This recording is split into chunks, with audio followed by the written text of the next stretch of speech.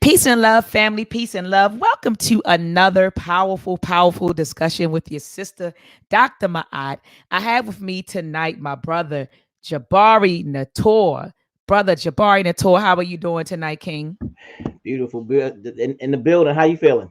I'm feeling all right. It's funny that this is coming full circle because a lot of folks who I've connected with via YouTube and Facebook and Instagram, they know that I shout you out a lot. Right, right, I'm right. always shouting you out. Reality Speaks, Brother Jabari Nator, because of all of the work that you've done. You know, in the past 2.5 decades. Right. You started your organization, Reality Speaks, Survivors Nation.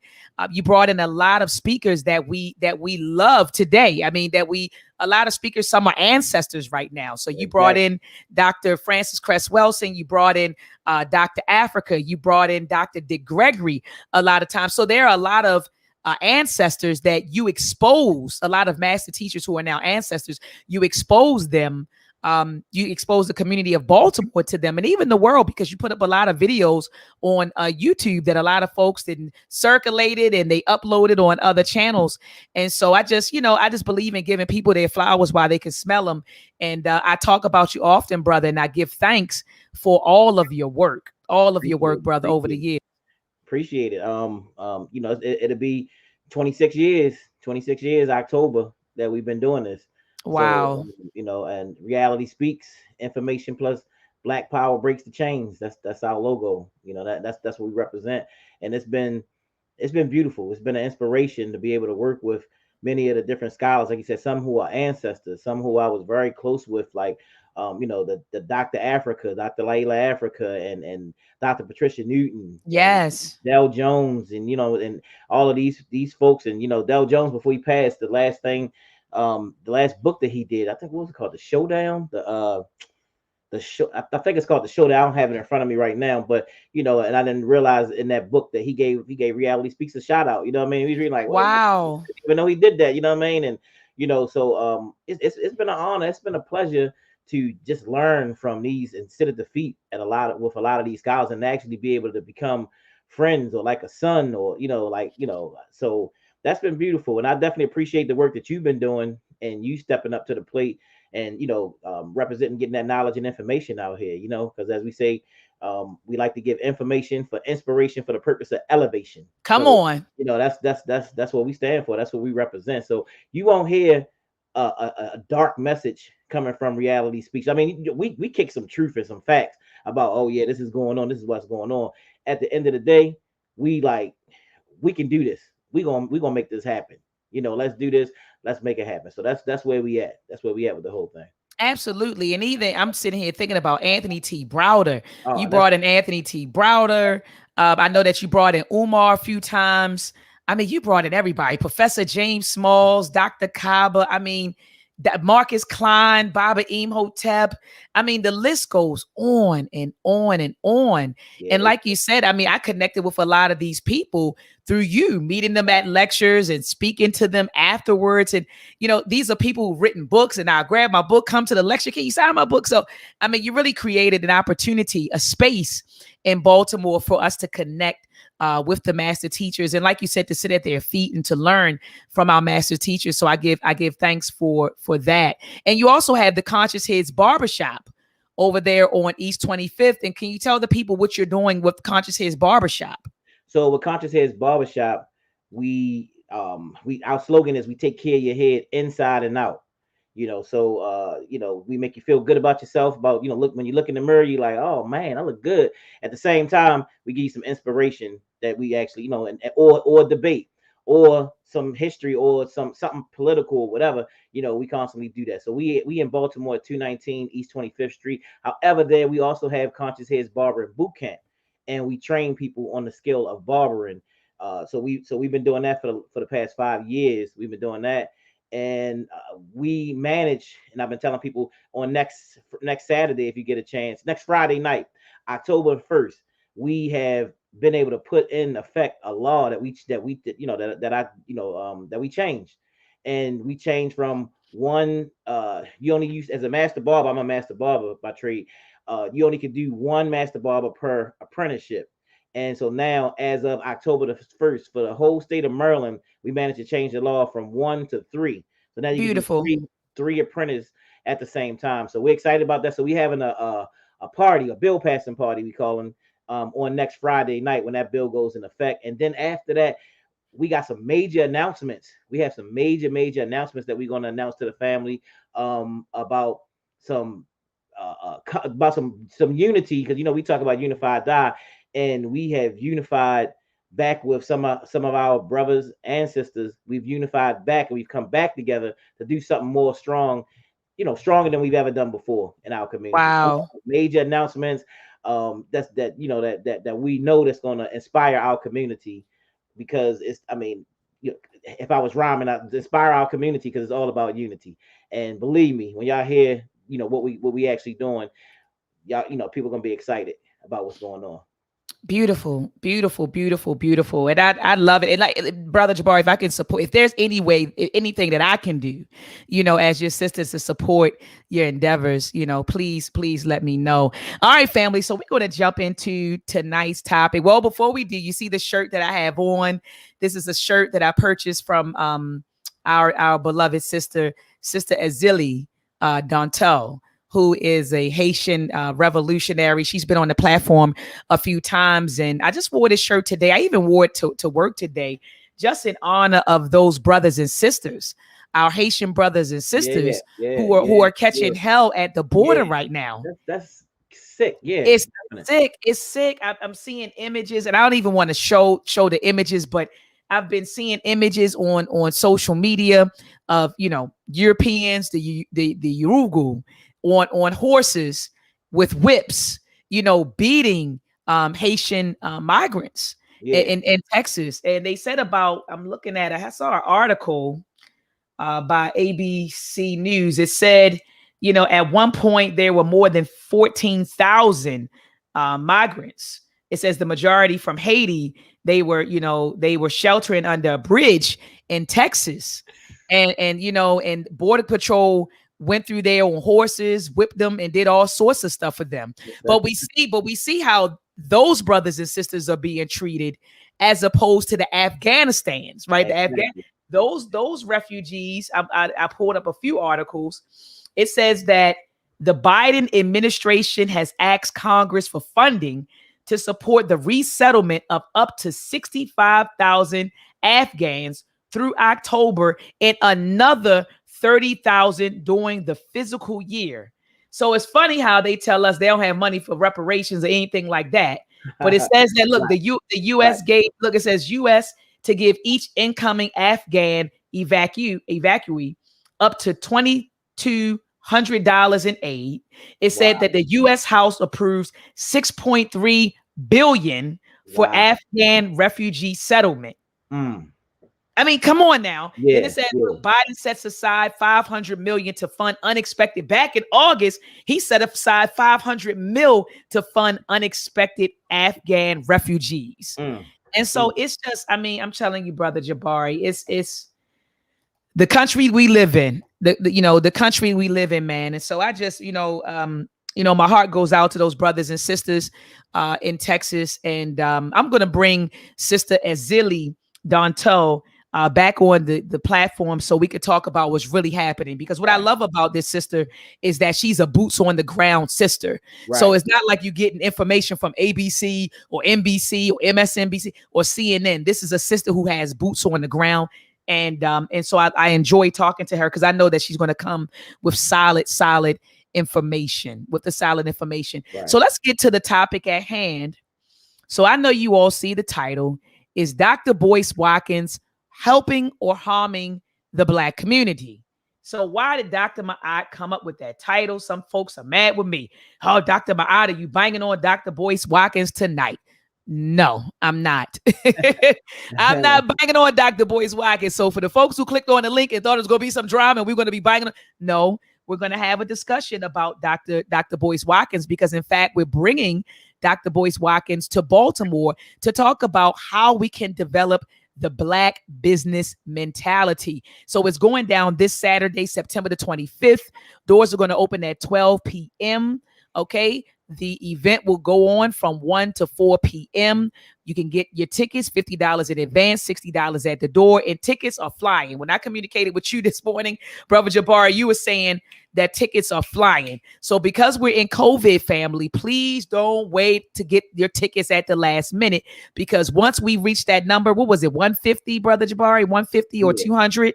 yeah, between that number, yep. But yeah, so once we reach 150, 200, we got to shut it down. And so what I'm going to do, family, is paste the link.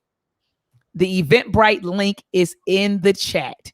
The Eventbrite link is in the chat to get your tickets. Now, when Brother Jabari and I first announced that, and it's not just Brother Jabari, it's Brother Jabari, Brother Sundiata, and myself, when we first announced that we were bringing Dr. Boyce Watkins to Baltimore, there were a lot of mixed feelings about that. And that's why we wanted to have a discussion today, because you had some brothers and sisters, they were like, oh man, this is great. He's solid. You have some brothers and sisters talking about how he has enlightened them when it came to learning about investments, stocks, mutual funds, buying certain things. And so you heard brothers and sisters were praising them, but then you always know is there two sides to a coin, right? So then you had brothers and sisters saying, oh, why are you bringing Dr. Boyce Watkins to Baltimore? People started bringing up stuff from a few years back with him and the Chinese guy, the Asian guy were going at it. Oh, he stole the guy's model. Oh, he's a fraud. Oh, he's this. Oh, he's that. And so I called Brother Jabari, and he and I had a conversation, and we decided to go public, with the discussion, and ask, do you feel like Dr. Boyce Watkins is helping or harming the community? What are your thoughts on that, Brother Jabari? Do you think that he's helping the community or harming the community? Well, most certainly Dr. Boyce Watkins, that's my brother. You know what I mean? And definitely he has done some great things for the community. A lot of great things in the community. For one, me and Dr. Boyce met through when I did Watoto from the Nile, my daughters. So our thing was we had the LGE movement, the life giving energy movement, and it was about exposing what was going on in the hip hop community. We did the song "Letter to Lil Wayne" that went viral all throughout the internet, and we had people from everywhere commenting about "Letter to Lil Wayne." And Dr. Boyce Watkins was one of the key people to pick that up, and he was impressed. And not long, Watoto from the Nile became Dr. Boyce Watkins. He would say his favorite female group. So we meant that he would defend Watoto from the Nile, and many of the things, I don't know what people talking about, many of the things that Dr. Boyce Watkins talk about. I mean, the hip hop, I mean, his analysis on hip hop and what's going on in our community, his analysis on black wealth in our community, his analysis, and like I said, how he's trained many people and taught many people in our community on how to be self-sufficient, how to do for self, and all those different things. I don't even know the question. Like, is he? I mean, like, the brother has done countless things in our community. He took on a brother like Dr. Claude Anderson and works with Dr. Claude Anderson on the regular. And Dr. Claude Anderson is a beacon of light in our community. And he makes sure that he gives them a great platform. And that brother is able to to get his message out to our people, because these people have been very motivating to me. Dr. Claude Anderson has been very motivating to me. Dr. Boyce Watkins has been had been very motivating, and we brought him here to Baltimore before. When he did the resurrecting Black Wall Street, we did over there where we had a really nice crowd there, and my daughters actually did the key the premiere song there. You'll see at the end of Black Wall Street, my daughters are on that video with the video, and throughout the Black Wall Street, you'll hear the sound, the music of that song throughout that soundtrack. So me and Dr. Boyce Watkins have have a long history of doing some things together. And I mean, man, I definitely got high praises for the brother. Now, the way that if you want me to really say how this topic came about, come on, yeah, talk about it. Let's get into it. Because we sent the email out and we put the flyer out, and a brother of mine, he's a brother. He texted me personally after he got the email, and he said, "Brother, I have to disagree with this event." And and I don't think he had, whatever his feeling about Dr. Boyce. And he was just like, I said, well, all right, okay. So just say you don't like, you don't like Dr. Boyce. I said, but the title of the event is Developing the Black Business Mentality. You don't agree with that? And he said, no, brother, I don't. I said, wow. I never met, I'm saying, anybody that, that was supposed to be pro community and building, that's not about developing the black business mentality. That was just totally contradictory to me in general. You know what I mean? So I'm like, wow, somebody agree with a topic like that? You don't think that we need to create black businesses? So, I mean, the way that our people are dying in the community, like we need to create jobs. We need to create that do for self type of mentality. Like, you don't agree. At this late, 26 years of being in this movement, to hear somebody say they don't agree with that, that just blew me. I talked to you about it and I said, the brother, and then the brother went on to do a video. Oh, I know what brother you talking about. You don't want to call any names? Oh no, you can say his name. Yeah, okay, Doctor, because I'm actually getting ready to. Our book club is getting ready to read his book, the myth and propaganda of black buying power. That's who you're talking about, right? Yeah, Dr. Gerald Ball. And let me just say, Dr. Gerald Ball has done. I mean, he's a reality. He's one of our lecturers. He's been in when it comes to like the topic of Malcolm X. We brought him there. When it comes to hip hop, Dr. Jared is on point. I can't buy into Dr. Jared Ball's critique on the myth of the black buying power. Now, some of the things he tries to disprove, and I'm gonna tell you one thing that he did, and I love Brother Jared, but I gotta go hard on Brother Jared. I took once he did the criticism, he put the video out. I went and bought his book. I went and bought his hardback cover book for $44. You know what I mean? I grabbed it. I grabbed it too. It's a little tiny book, 114 pages. It's a little tiny book, and in there, I'll say, and I have not read the whole book yet. I only started reading it, but from the conversation I heard, Dr. Amos Wilson is like, he's like one of the prophets of the movement today. So a lot of stuff that we do, even changing the law for the barbering and all those different things, a lot of that's inspired by Dr. Amos Wilson. A lot of the do for self and a lot of those things are inspired by Amos Wilson. But facts to prove Dr. Amos Wilson wrong on a few things, you know what I mean? So like kind of like you go after one of my teachers, kind of sort. I mean, and I ain't saying he went after him that way because he said that he respect him. But like I said, I'll comment on that more once I read the book and see everything that he said, and I'll actually tie it all together.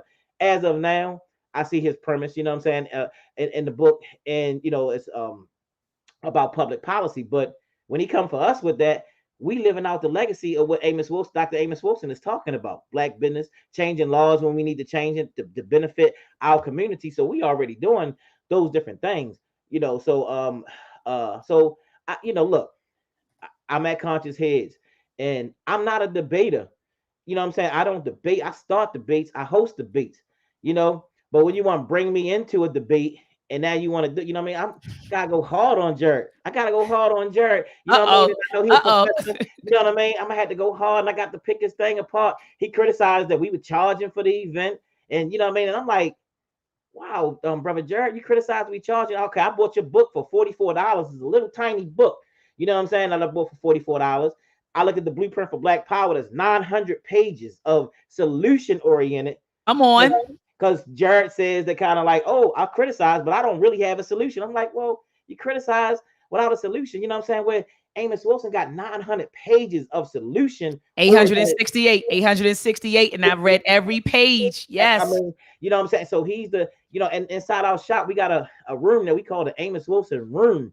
Like we have so much honor and respect for Dr. Amos Wilson. So, so like I said, so when you come and you know what I mean, like I gotta go hard on brother Jared. And like I said, when we in that barbershop, I debate for a living inside that barbershop. We debate all day long.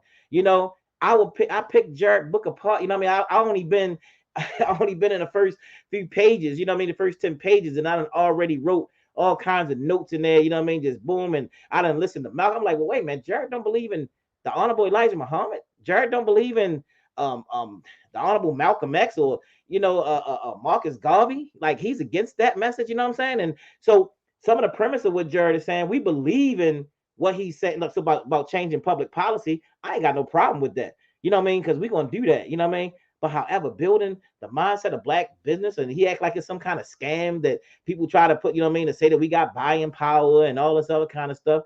When we make this announcement to show what we doing and what we about to do, you know what I'm saying? It's like for all the Jared Balls, you know what I'm saying? For all the people who don't believe in black business like that, you know, we gonna put him to sleep. You know what I'm saying? Mm. We gonna lay him down. So you know what I mean. So you know, Jared brought me into this. You know what I mean, and mentioned my name several times. Again, I'll say I love. I ain't got. I mean, that's my brother. You know, first and foremost. You want to learn some stuff about hip hop and you know what I'm saying, and some things that's going on. Holla at Jared. But if you want to learn about black business mentality, don't holla at Jared. Don't holler at Jared because he ain't about that. You know what I'm saying? You know what I mean? And he don't have a particular solution. But you know, once we finish this event, I'm gonna be in that book hard, and we're gonna go and you know, and we're gonna have some dialogue. Absolutely. Hold on, brother Jabari. Let me. Yeah, he had some choice words for you. Hold on. Let me. Uh huh. Let me stop sharing and then share again to make sure that my audio is being shared. He had some words for you. And I remember you hit me up. He was like, Doc, you see, did you, he called me out. I said, he called you out. He said, yeah, he called me out. So this is what brother Jared Ball had to say. I mix what I like, what I like. Let me bring it here up. He even put up your Yeah, your reality speaks logo. yeah. Up the road here in Baltimore are hosting this event, and because I'm on the listserv, have been a supporter of theirs for many years. Done several events with them, support Brother Jabari and his work for a long time. I did have to send a little note and suggest that I disagree, and that in particular, Boyce Watkins is his analysis and argument is problematic. So discussing him as or presenting him as somebody who one should pay for. Now I know Survivors Nation raises money and they do collective community work, so it's not some strict money grab. But I know some of that is also to pay. I'm sure, at least I don't have proof, but I'm sure that some of that is to pay Watkins, who doesn't do stuff for free. Whereas some, allegedly behind the scenes, refuse payment for such events and have that money redirected back to the organization or to other more in need guests. This is being charged. This is costing folks some money to be told, about developing the business mentality, because of course, key to Watkins' argument is that we just lack a mentality. $50 in advance, $60 at the door. I mean, that's deep. Anyway, so I just voiced my disagreement and suggested that this is not, healthy politically or economically or otherwise for his audience, and that and then he asked me, so you don't think it's important that we start businesses? And I said, no, it's not. And then I disagree with that. And I'm with you. Dr. Amos Wilson encourages. See, Dr. Amos Wilson and Dr. Claude Anderson, they encouraged us to do both. I don't know why people feel like we have to do one or the other. I just need to concentrate on politics. I need to concentrate on business. In Dr. Claude Anderson's book, Powernomics, he encourages us to practice group economics. He encourages us to practice group politics.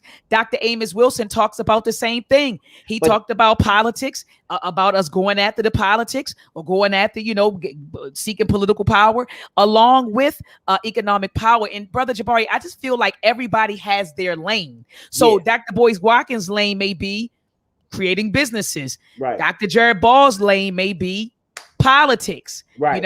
My lane is education. Right. Your lane is economics, politics. Right. You get what I'm saying? Everyone has their lane. And I don't think there's anything wrong with that. But go ahead. Right.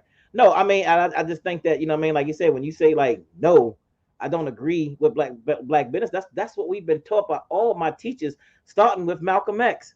He talk about, go out, and Jared doesn't believe really in group economics. He's not about group coming. He wants to go, to me, from what I've read so far and go begging somebody all day long about, you know what I mean? Hey, give us this, be fair, give us this, be fair, whatever. Nah, we're gonna do that too. But at the same time, we're gonna do for self. Like you said, it don't have to be one way. We agree with, as Malcolm said, by any means necessary. We're gonna attack all those different things to get what we need to get, but we're gonna believe in group economics, you know what I'm saying? Because we're not gonna be dependent on, sitting around begging and waiting for your dollar. And it's crazy because Jared talks about, oh, y'all charging for this event. Oh my God, you know what I'm saying? Like, man, how could you charge? Why don't you just do it for free? Well, how about Jared go work at where he works at? You know what I mean? He's a professor and teach for free. Look, He at the makes same money at the same university I'm at. at the same university. He's literally in the building. He's literally in the building right beside me. He makes his money from lecturing for a living. Only thing is, we with Dr. Boyce Watkins, Reality Speaks, we have our own economic, you know what I mean? So we get the money from the people and we spread it around and we do that. What's wrong with that? Is something wrong with us having our own little economy for getting, information out to our people?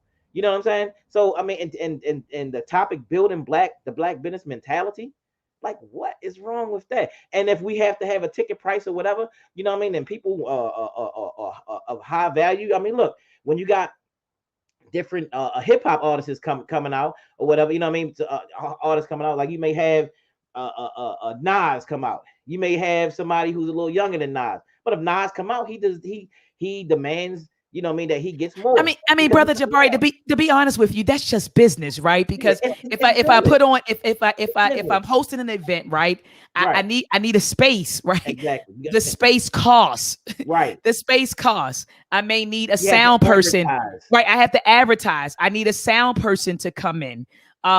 We have to, whoever's the speaker, they need to be accommodated, whether it's me flying them in, paying for a hotel, giving them a fee. Things cost. That's just business. And I think, to be honest with you, brother Jabari, I think a lot of us don't understand business. Like, let's call it what it is. A lot of us don't understand business. Exactly. So, and that's why I highly disagree with Jared's premise thus far. And I'm going back in that book.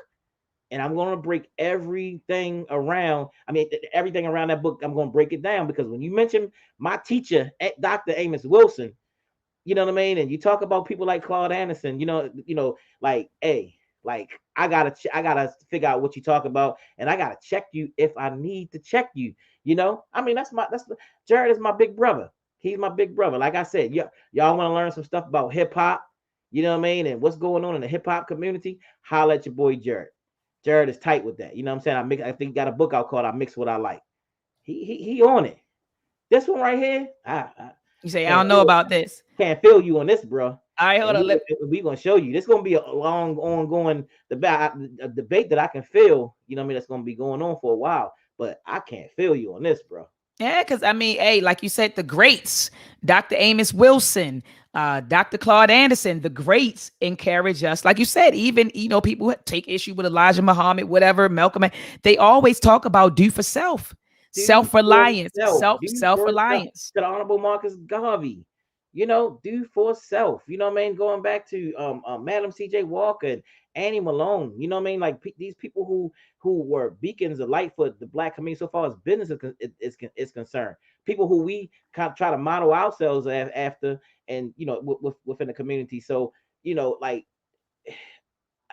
I love building business. I've been able to provide through what we've been doing, like hundreds of jobs in our community. People who've been able to take care of their children, take care of their families. We've been able to take some people from the street. You know what I mean? We've been able to make, make barbers, you know what I'm saying? Take people, and they've made great careers, open their own shops and those different things. And within those Black barbershops, we teach and we preach. We not like any other barbershop, you know what I mean? With conscious heads and reflection eternal. We not like any other barbershop, that's in the city. I mean, a lot of barbershops have the tradition of teaching and healing. Of course, you got some more thugged out barbershops, you know what I mean? That's just straight crazy, you know what I'm saying, or whatever. But there's still a lot of healing that takes place within our Black barbershops right now. You know what I mean? So beautiful. People come in those barbershops and we teach, and every time I went in there 2 times. I went into Safeway to get some things out of the market the other day. And like when I go in there all the time, this happens, and it happened 2 times in the past month, that a young person, they'll get, now people have masks on, take down their mask, like, what's up, brother Jabari? And I'm like looking like, okay, hey, what's up? How you doing? You don't remember you used to cut my hair?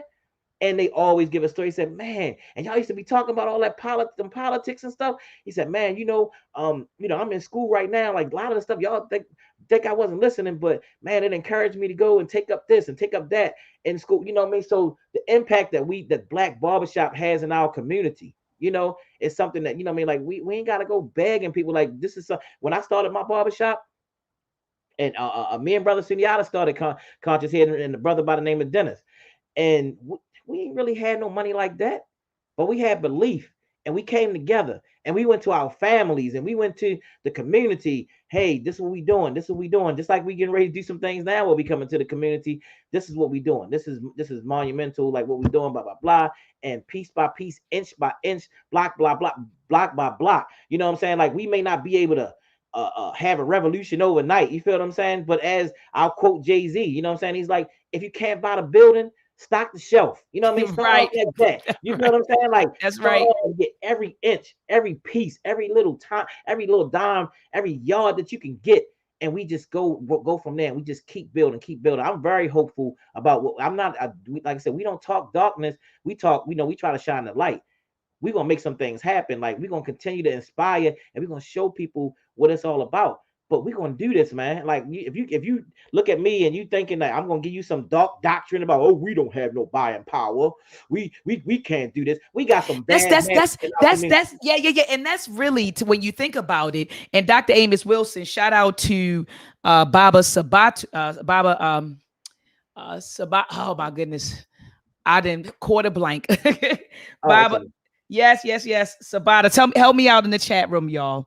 You already know who I'm talking about. He was, oh my goodness, he would get me. Baba would get me. I didn't butcher his name on air, but his last name is Plato. But he was Dr. Amos Wilson's editor. He's still alive. Mm-hmm. And he's still alive. And he's been publishing. He's still printing and publishing Dr. Amos Wilson's books. He's been taking like old lectures that Dr. Amos Wilson wrote and never gave them. And he's been creating. Thank you, Sababu. Thank you, Chris. Oh my goodness. I'm sitting over here. Like, it's been a long day, family. Yes, I've been up since 6:30 this morning. Yes, Baba Sababu, give thanks for him. He has, he's still printing Dr. Amos Wilson's books. And a matter of fact, he just last year released a book called The Psychology of Self-Hate and Self-Defeat. And so when you say that you hear people talk about, well, we can't do this, we don't have the power to do this, all I'm hearing is a person who is operating with a self-defeat, with a self-defeating mentality. Exactly. And that's what, and I'll call another name, and I don't know, I forgot what name he goes by on Facebook. And that's my man too. You know what I'm saying? Larry. You know what I'm talking about. You know what I'm saying? What is the Geechee? What do you call yourself on there? The Geechee? Brother Geechee. Yeah. Yeah. He texted me too. You know what I mean? Like, you still believe? You know what I mean? So Larry used to come into Conscious Heads, and we used to turn Larry up inside of Conscious Heads. You know what I mean? We used to get on Larry so bad. He got up and moved from Baltimore. We say he moved to Fantasy Island somewhere. You know what I'm saying? I don't know where. He on an island somewhere. You know what I mean? We got him up out of here. You know what I mean? Because he come up with Conscious Heads. We be on Larry. You know what I'm saying? He used to come in there. And we used to talk about this whole jerk ball. So he like, yeah, all right. Won't you debate him? Like, you know what I mean? First I was like, no. I said, you know what? But if that gotta happen, that's gonna happen. You know what I'm saying? And I ain't your, you know what I mean, your professor, and you know what I mean, and all that other kind of stuff. But however, I have great belief. I ain't defeated. I don't feel we can't do it. We don't have enough. I know look, check this out. We got some bad habits. You know what I'm saying? I know I got some bad habits. You know what I mean? And what the Honorable Elijah Muhammad did, as Dr. Amos Wilson talked about, he took men. He created a different taste that they would have. They ate one meal a day to save. You know what I'm saying? They did certain things. They cleaned themselves up, and they pooled their money together. And they got banks. They got farmland. They got, you know what I'm saying? They had food distribution. They had schools. They had those different things. And you look at that model, and you look at the Honorable Elijah Muhammad, like 1975, when they had Saviors Day, and they were just talking about all the businesses that they had, and the whole thing was Do for self. And, Do for self. and if they were operating with a self-defeating mentality, we wouldn't have accomplished any of that. You've been able to do that. All of the things that you named, had they have operated with that mentality, we can't do, they Yeah. would not have been able to accomplish They that. would not have done that Period. Think because about Tulsa, Oklahoma. There would have never that's been a right. Tulsa That's if right. those black men and women said we can't do it. We can't do it. Right. We can't Right. do it. We Right. can't do it. Exactly. We just came out of slavery not too long. We can't do it. We Yeah, can't do we it. don't have this. We don't have enough this. We don't have that. And even if we did discipline ourselves, look, some of our people in our community got bad strip club habits. They go to the strip club and drop a certain amount of money every week. You know what I mean? Some people got bad smoking habits. Some people drink up their money. Some people eat up their money. I know I've eaten up a lot of my money. You know what I mean? And different things. You know what I'm saying? So we got some habits. And like I said, what the Honorable Elijah Muhammad was able to do was help to clean up a lot of the bad habits and say, look, you got to clean yourself up. And when you do that, you free up dollars, you free up certain things. I don't care if we don't have enough money to match the white man with this right now or match this person right now. We will get there if we continue to do that and pool those funds together, and come together. That's where I'm at with the whole thing. Like we can do, and I know because I lived that. Every little venture that I did. You talking about a guy who would set up a lecture. I set up a whole lecture with Dick Gregory and wouldn't have a dime. After I set the lecture up and set everything, I was like, how am I gonna get the money for this? You know what I'm saying? But it's that deep down, like, some things are above the statistics. You can come, 31,000, such. My grandmama on my daddy's side had 11 children. And what they say, how much money does it take per year to raise one child? If you go by, it takes such and such, it takes $50,000 a year to raise one. My grandmother made notice, she raised 11 children. Some things go beyond the statistics. Some things go beyond, with faith and inspiration that we can actually do those things. You feel what I'm saying? So absolutely. Like some people come, the statistical data says that such and such and such, and we still wouldn't be able to match up with the such and such. Man, I ain't trying to hear all that stuff, man. You know what I mean? I'm talking about people who pull off the impossible. I'll just give an analogy, and I'm just talking about, and I'm tying it in, but it's, what I mean? Like, I'm talking about sports. And any of those people watched the Ravens game the other day, and you had that last play when we won the game, and the it's funny because the coach asked, Lamar. He said, you can see it. They showed it in replay. He said, Lamar, should we go for it? And Lamar said, hell yeah, let's go for it. And they went for it and they won that game. You feel what I'm saying?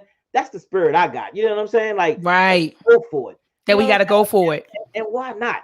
Why sit back? Enough statistical data says that we shouldn't go for it right now. It's the spirit that pushed them. You know what I mean? His spirit, like, we going to get this first down. We're going to win this game.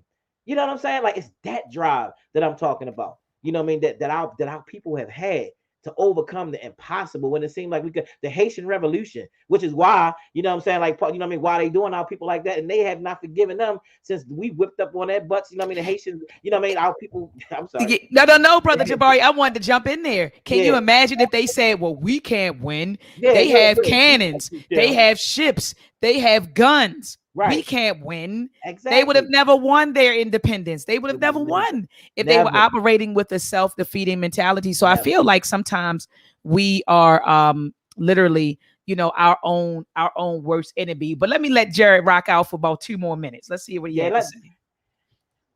And him my new favorite statistic, and invited him to get more. So I will invite him to get more. But that since 1992 to 2012, Black people created more than 2 million jobs, 2 million businesses rather, and yet their capture of the total national revenue spent went down to what it is now, 0.3%. This is not about a Black business mentality. This is about business and capitalism not being a solution. So, Geechee Yah would agree with him. And there are a lot of folks who do. They say that, Black capitalism is not the answer. Right. So Geechee Yah would agree with him. Hold on. It's about that again. We need political power, not economic power. By the way, to this extent, I disagree even up to a point and I saw her interview again with Brother Sundiata. Hope you check that show out, Dr. Jessica Gordon Nemhard. Uh, I, to a certain extent, well, up to that point, disagree with her argument as well. This is not about we don't have enough cooperatives and credit unions. This is about political power, which is the only real determinant of what wealth is, how it's created, and how it's distributed. So for me, any discussion of banking, credit union, or otherwise, business development, cooperatives or otherwise, is not a path that should be primary in our work. In the overall attempt to assume political power, if we're creating cooperatives and collectives and whatever in the process, fine.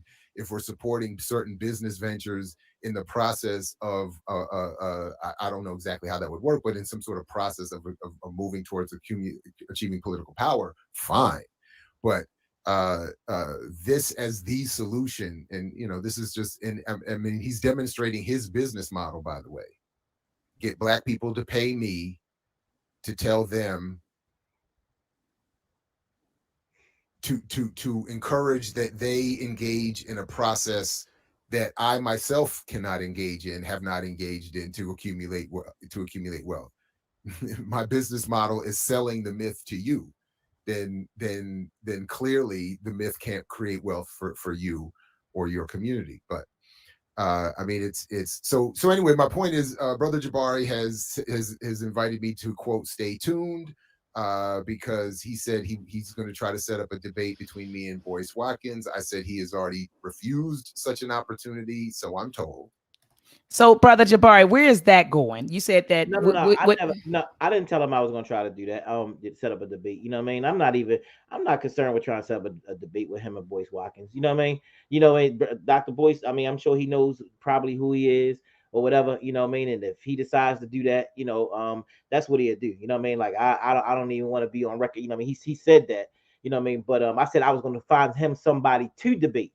Somebody, you know what I mean? There's been other people that we've brought to town, like James Klingman, you know what I mean, who was another guy who did a lot of stuff with economics and all, you know what I mean? And I have not been able to find, I had a number for him out of Cincinnati, and he's done quite a few things that he would do. One of my people that actually taught me here in Baltimore was Ray Haysbert, the owner of the Forum, that used to be the owner of Park Sausage. And me and Brother Sundiata were lucky to be able to take his class, and you know what I mean, and he would actually teach us, and we were able to actually introduce him to the teachings of Claude Anderson during the time, and like I said, Dr. Claude Anderson has motivated so many people around me in my circle, where I've been able to, you know what I mean, give them the books and let them see the the different DVDs and things of that nature, you know what I mean? So yeah, so I'm not trying to get Dr. Boyce to debate Jared. Like I said, I told him I'll find somebody, but if I can't find nobody, I debate Jared myself, because I think his argument is ridiculous. I think it's defeated. I think it's broken. I think he sounds broken, and I don't think he has belief that our people can do it. You know what I mean? He sounds broken. Like what at the end of the day, okay, changing we doing that too. We didn't already did some stuff to change policy, and we're gonna change some more. Absolutely. And I just want to shout out Brother Bamani. I agree. I mean, look, Brother Bamani, Dr. Amos Wilson, Dr. Claude Anderson, a lot of our great thinkers would agree. Political power, economic power, they go hand in hand. So that's why in Blueprint for Black Power, Dr. Amos Wilson wrote about how we can acquire both. Dr. Claude Anderson in Powernomics, he discussed how to acquire both. So they go hand in hand. So, I just feel like miss me with, we got to do one or the other. I feel like we are literally at war, and they're different fronts. Your front may be politics, right. Yours may be economics, mine's may be education, somebody else's may be psychology, somebody else's may be, healing, someone else's health and nutrition. I mean, everybody has their front. Everybody has a place, but why do you want to come on? You know what I mean? For those of us who are really into, building our community, and in those different ways, you come for us. I'm with you, Jared. You know what I mean? Let's change some laws. Let's change some policies. Let's do it all day long. You know what I mean? Hey, we having a party. You know what I mean? Hopefully you come and support. We having a party next Friday night from a law that we just changed. You know, that's go not only for Baltimore, but for the whole state of Maryland that is changing. You know what I mean? And our people can benefit from that wholesale. You know what I mean? Like, you know what I mean? And you know, and we did that. But at the same time, man, we about to build. I mean, you know what I'm saying? And for all the Jareds of the world who don't believe, like I said, we gonna show y'all what belief is about, what faith is about. Yeah, we look at the numbers and look at certain things, you know what I mean? But we look, Malcolm, brother Malcolm said, what do we care about odds? What we care about odds? You know what I'm saying? Like, you know what I mean? Like, you know, like let's do this. You know, we got great odds against us, but we gonna do this. And I, you know, what I Absolutely. mean, if I went on Pennsylvania Avenue and I walked down Pennsylvania Avenue and I didn't have my mind on, you know, my head on straight, I'd be like, man, we can't do this. It's over, because it's like zombie land out there. You know what I'm Yes, saying? it is. Our Yes, it people that's out is. there, and I'll be like, man. But no, I look out like, man, we got to do something. We got to get our people up off of this. We got to get our people away from this stuff. Some of the critiques that Dr. Boyce has done about the drug use in the hip hop world, some of the many different topics in the that's going on in the hip hop world has been brilliant. I take a lot of his talking points. Like I said, you know what I mean, because you know what I mean, he's actually promoted. He's helped with my daughters. You know what I'm saying. We've done business together around those things, and you know, I think that, you know what I mean. Like, you know, people say, "Oh yeah, he doing this right here," but he has his own system going. He And has his own. I'm sorry. no. I hear what you're saying. You said he has his own system going, but Yeah, I do want to say, I understand the need, to go after the politics or to amass political power, yeah. because Dr. Amos Wilson on page, I believe it was either 31 or 34, Blueprint for Black Power, Mhm. brother Chris Johnson. I know you're in the building. You could type in the page. I believe it's a table on page either 31 or 34, and it talks about how the Europeans utilize law to create wealth for themselves. Matter of fact, from 1675 to 1975, they started passing law after law after law after law, which gave white folks access to land and access to other things. And I mean, I just read a book called The Hidden Cost of Being African American by Tom Shapiro, and he said Mm. you have millions of white folks who are still benefiting from the wealth that was created from the legislation that was passed during that time period. Right, And right. so, it's no denying that, that we need to amass political power, Definitely. that we definitely need to get legislation created that will create wealth for us. But I don't think that we should sit there and wait on it either. Exactly. Right? I don't Exactly. think we should wait Exactly. on it either. Exactly. Absolutely. We gotta be proactive in this whole thing, and that's my whole thing. You know what I mean? So as I pick through this book, you know what I mean, I'll pick through it and I'll find many different things, and you know, like I said, I mean, I already see. I haven't even got through 10 pages of it, and I already marked that book up. Like, you know what I mean? You can see how that book is bleeding, you know what I'm saying? Because the pages is so thin inside the book. Even when I mark it with my highlighter, it marks on to the other page, you know what I'm saying? Like I highlighted that area, you know what I mean? I'm like, well, I ain't even gonna go there. and, But I'm and you, just saying, you know what I mean? But I'm just saying, be careful when you talk about capitalism, you know what I'm saying? And people that's get, you know what I'm saying? Like I said, because I bought that book. I mean, it's out of support. I didn't want the download. I wanted to have the physical copy. I wanted that copy in my hand. You know what I mean? I bought I that book have it. $44. What I paid for it. You know what I'm saying? So you know what I mean, I bought that out of support, you know what I mean? And like I said, I'm marking it up already. It's 10 pages in, you know what I mean? Hey, just to let people know again, you know what I mean? I'll say, hey, I love you, brother Jared, but I gotta get you some faith, man. You know what I'm saying? I gotta get you some faith. Yeah, I got it. It looked bigger when you hold that up. It looked kind of big, you know what I mean? But it's smaller than what you got right there. You know what I mean? Like a little journal. You know what I mean? Like a little like a little journal book. You know. So nah, but much love. You know what I'm saying? Definitely to even like I said, the scholarship. We just got a disagreement to the scholarship that he's done. You know, when we had to talk about the book that came out about Malcolm X. You know, we called Brother Jordan, Dr.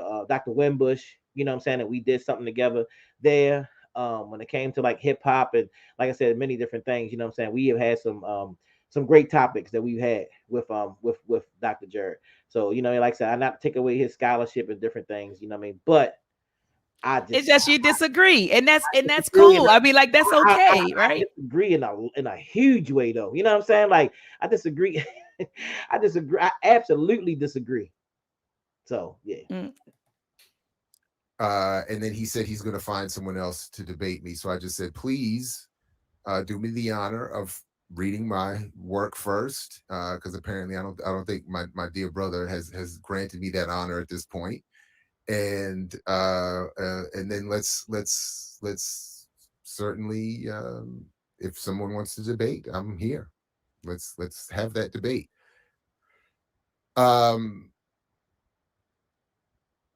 Yeah. So, but right on time. Okay, I think that was it. I think he spent maybe like the first. I think he spent like the first 5 minutes, addressing you in the video. Yeah. And so definitely, I'm glad that we had an opportunity to discuss that. And shout out to Brother Sundiata. He's joined us. Brother Sundiata, we can't see you. Man, it's dark. Right. You in the cut, man. Like what? You got the like what are you doing? Can you hear him? Can you hear us? Go ahead, unmute your mic, Brother Sundiata. I think, did I unmute? Okay, I just unmute. Oh, there he is. Can y'all hear me? Yes, we can hear you now, brother. Good evening. I'm coming from DC, so I'm in the car, and you know what I mean. The reception is going in and out. You know what I mean. So I can hear part of the conversation and dialogue. But I'm here. Can y'all hear me? Yes, sir. Yes, sir. Let me ask you a question. Do you think that Dr. Boyce Watkins is harming or hurting the community? I think he's loving on the community. You ask me, you know what I mean? I think Dr. Boyce is loving on the community with his information and just like the structures and the strategies that he had from his research. You know what I mean? We can't deny his research and what he has been doing. And he come under the tutelage of a Claude Anderson. So if you look at a Claude Anderson, just the fabric of the conversation that he has put down for powernomics and things of that nature, and for someone to carry on that legacy and to be speaking that same language, I think Dr. Boyce Watkins is definitely a pioneer for this time in the conversation of economics and how Black people must pool their resources and practice cooperative economics and build businesses. You know, I mean, Jabari was talking about that earlier today about being cooperative with each other. You know, and he pulling our resources and operating on the spirit of unified die. I mean, with our economics. So I think Dr. Boyce Watkins is definitely leading the conversation, but he's also has action too. You know what I mean? He has a lot of action, and and before this conversation, I have brought into some of the financial concepts that he have, and I have definitely benefited from it. So I bear witness to it. No doubt.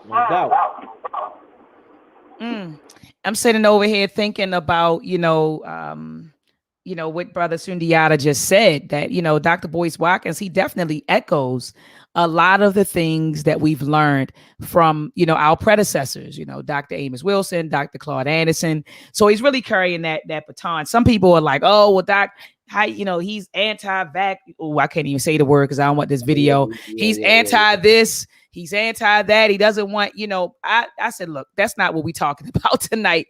We're talking about his ideas about how to develop, a Black business mentality, and so his personal reasons for why he doesn't want to, that's on him. I mean, that's what he promotes or whatever. But we're talking about, his ideas on developing a Black business mentality. And I think that that's what we need to do. I think that we need to, Dr. Amos, I got another video of Dr. Amos Wilson talking about how we need to train our children. We need to cultivate a master mentality within our children. We said our children, we teach them to operate with a servant mentality instead of a master mentality. Exactly. And so, I talk to my students at Morgan all the time. When I ask them, I say, well, what do you want to do when you get your engineering degree? And they say, oh, Doc, well, they call me Dr. Bailey there. So I Dr. out here, but they call me Dr. Oh, Doc, well, when I get out, I want to make, $70,000 and $80,000 a year.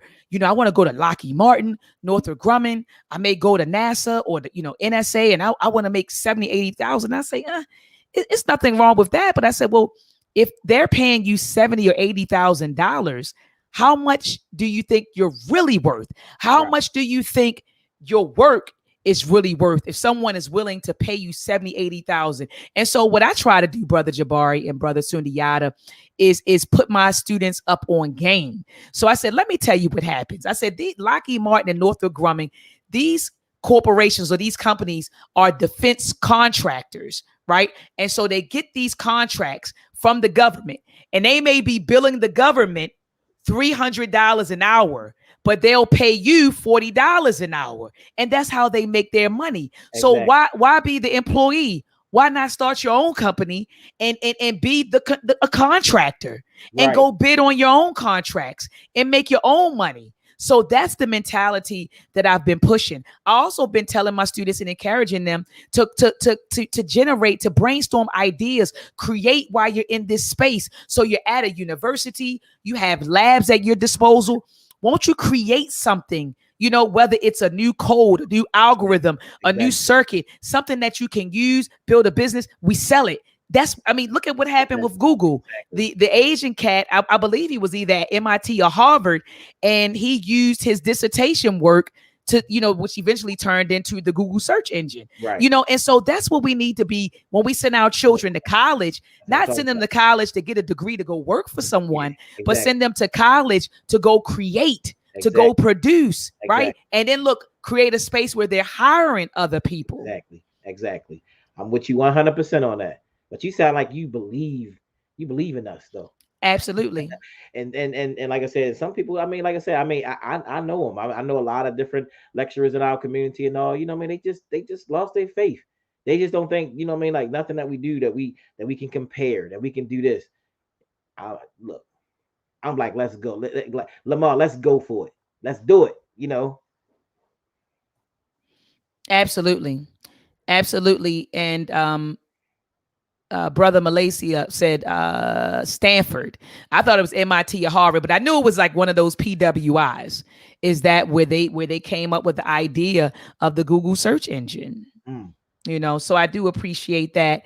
PISB said publication said the we need both economics and politics argument is obscuritist nonsense that the brother is employing to avoid the fact that he really doesn't have a substantive argument against Dr. Jared. All right. Okay, to each his own. That's your opinion. Yeah. That's your opinion. He said, go ahead. No. I just said, like I said, look, for those people that's believers and think that we can do this and, want to come on out this Saturday. We will be there live with Dr. Boyce Watkins in person. And we're going to be talking about, building that mentality that we need. We're going to be talking about we can do this. So if you don't believe in, don't believe in what we're doing in the community, maybe you should still come out so we can kind of motivate you and breathe some light into you. Again, we say we give information for inspiration for the purpose of elevation. That's what we always stood for, where reality speaks. So they're elevating. Oh, I'm sorry. Absolutely. No, I was going to say that's another person with, a defeatist mentality saying now Black people can start businesses to compete against defense contractors. I actually have a friend who left Northrop Grumman. He started his own.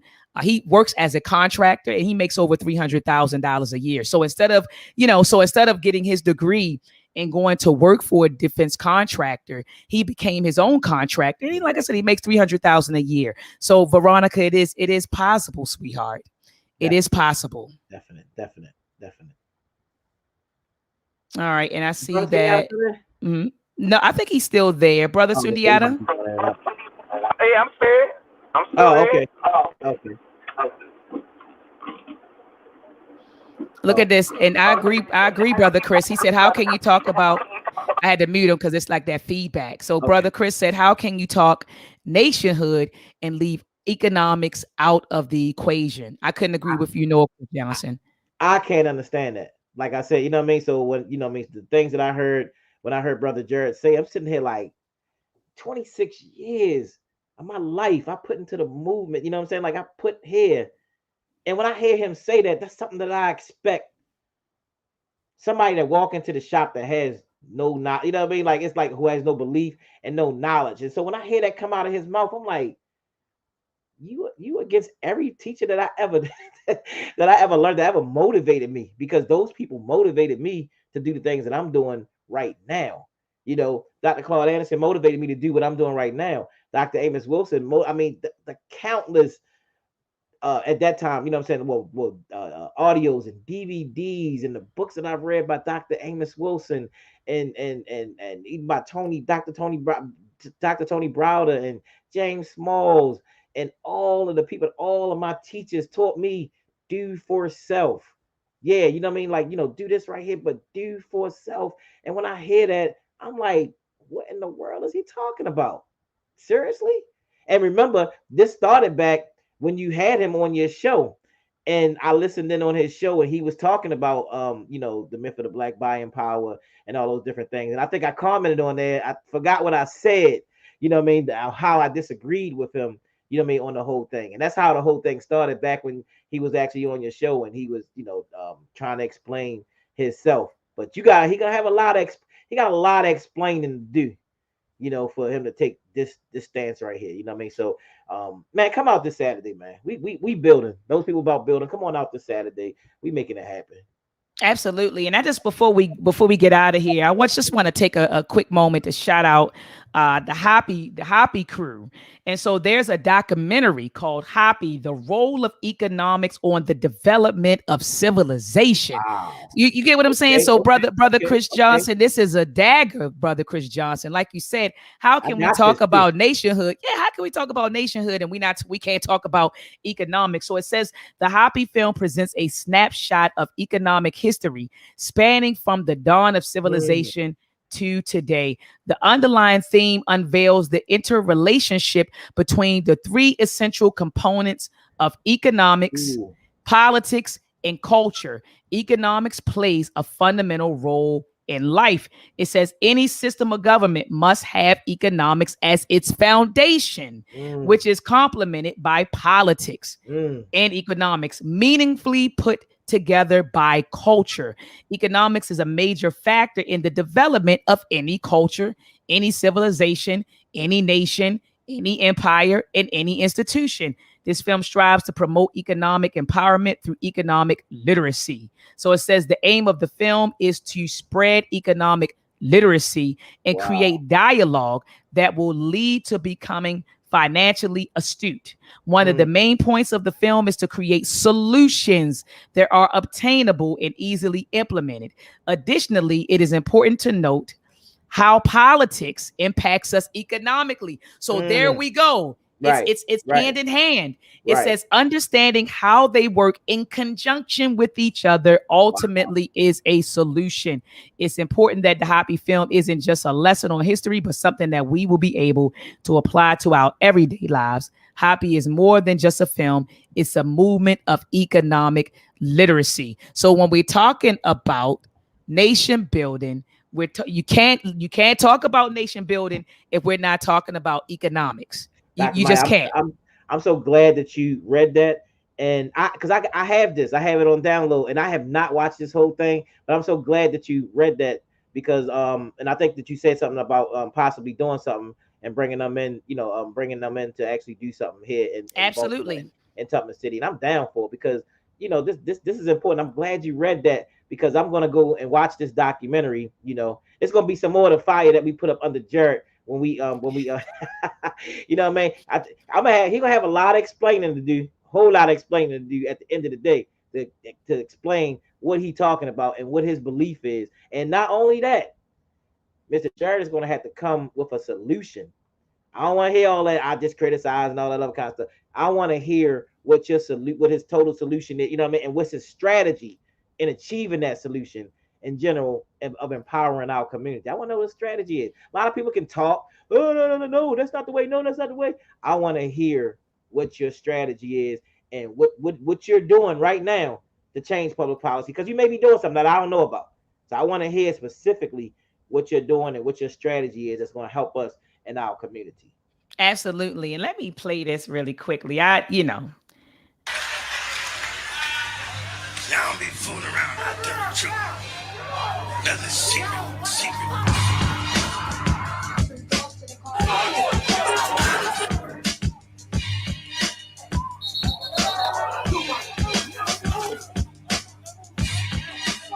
is a connection between every institution grown out of this country and white supremacy, the nation as a whole, including its laws and its institutions. What you have is a tension between nationalism and globalism.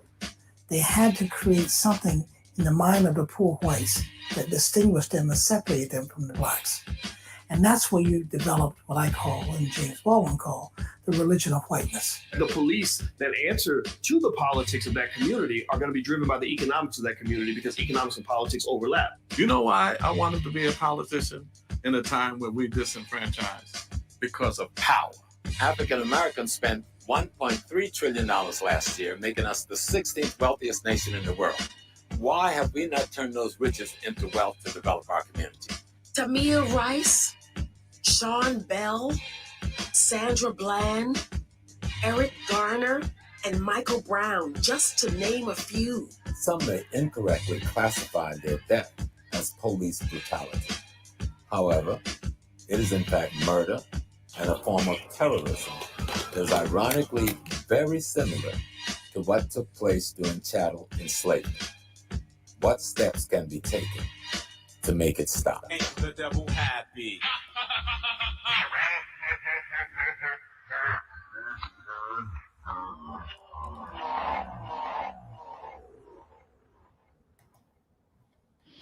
So I do like the fact that we have brothers and sisters, you know, who understand the importance of, you know, financial literacy, economic literacy. And again, you know, I'm a huge, you know, supporter in that, or believer in that. You know, politics and economics, like they said, it overlaps, it goes hand in hand, because you got to have the economics. Like, why would the politicians listen to you?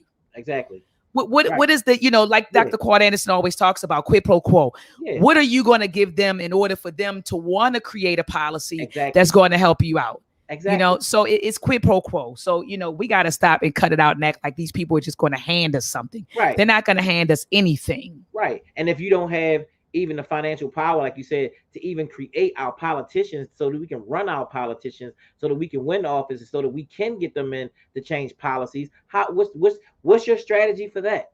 Exactly. You think these people just gonna listen to they just gonna go off the street? You know what I mean? Like, oh, Terry, hey, little Terry, you go talk to him over there. You know what I mean? You know what I mean? And little Terry go talk. Yeah, y'all should change this policy, right? You know what I mean? Like, it don't work like that. Everything happens. You know, so like I said, it's intertwined. You know, so I mean, so I want to hear all these analysis about, you know what I mean, like the strategy of how you're gonna get these people to just, oh, okay. All right, Jared, you're right. I read your book and you're right. And we're going to put this money to the side for y'all. And we're going to make it even, Steven, for y'all. You know what I mean? No, it don't happen. It doesn't work like that. Nah. The financial corporations, they control the politicians. I mean, come on. Like, they, you know, it's the money. It's all about the money. So anyway, Brother Jabari, do you have any closing words for the listening audience? Y'all stay tuned. Like I said, we got some major announcements that we have to announce, you know, about unity, about coming together, some things that we're doing with the Black Barbershop, which has been a hub in our community, the trainings that we have going on, and more events and more lectures. Y'all stay tuned. Like I said, we got this Dr. Boyce Watkins this weekend. You have Dr. Boyce Watkins live on Friday, I believe. Friday, yeah, Dr. Friday, Boyce Watkins will be Friday. Yeah, and then we're gonna do something with him on Sunday. You know what I'm saying? You know, with Saturday, and then it's gonna be Sunday. You know what I mean? Where we actually gonna do something. So it's gonna be a great weekend, family. You know, come on out, click that ticket link. Come on out and hang with us, and let's talk and let's dialogue. Now, Brother Jabari, there are I know they're having a Black Business Wall Street event on Saturday from 3 to 7 p.m. And some of the brothers and sisters asked me, would Dr. Boyce Watkins be willing to come around there and check them out? What are your thoughts on that? I mean, I don't know if you could put that bug in his ear, or. I mean, I could tell him about it. Where's that at? I haven't heard about it. It's going to be on 25th Street, East 25th Street, right there, right down the street from where you are. It's going to be, it's like 3 blocks long. A lot of Black businesses are going to be out there. I have a flyer for the event. Oh, is that I can say that's the block party that somebody was talking.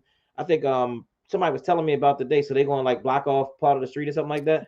No, they're not going to block off part of the street. It's just going to be businesses out there and set up three blocks long. It's a few of the black business owners on that street. When they heard that Dr. Boyce Watkins was coming to Baltimore, they said, "Can you bring?" They said, "Hey, Doc, you mind getting them over here so he can see what Baltimore is doing?" And I said, "I'll talk to Brother Jabari to see if we can make that happen. If we can make it happen." That's where we at on 25th Street.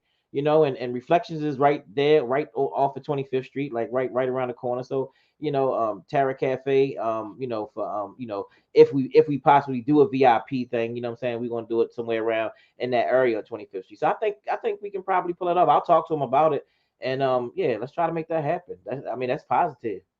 All right, beautiful family. So look, tomorrow I have Baba Anthony T. Browder. He's coming on tomorrow at 8:00.